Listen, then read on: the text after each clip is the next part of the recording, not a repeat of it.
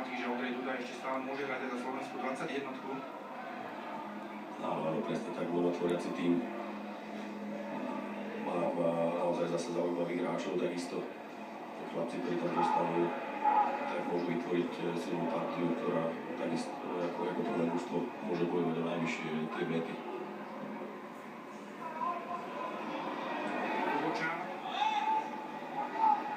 Je tam Ronny Weiss, ktorý je síce pod tlakom, ale výborne narážačka s Dudou. Ešte Stano Šesták, Slováci zostávajú pri lopte. Šveto, Duda. Je tam dvojica Fínov.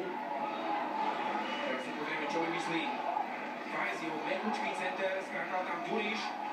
A teraz sa Fíni oslobodili, výborná strela opäť Tomáša Lubočana, tentokrát zmieril Ľavie Žrnilov a opäť tesne minula fínsku bránu.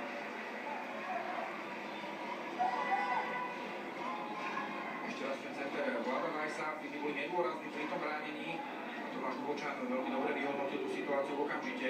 Vyslal loptu a nebezpečne ohrozil bráne Lukáša Hradeckého. A bolo veľmi dôležité, že Tomáš necúval, že nešiel do obranného postavenia, ale naopak neatakoval, tak sme videli gólovú situáciu hneď v úvode zápasu. No, tak aj on teraz ako pravý obranca nebal sa riskovať a išiel do toho súboju, okamžite bola z toho možnosť na zakončenie.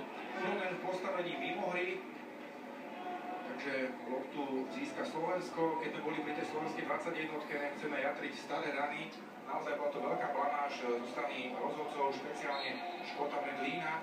Kratučká informácia.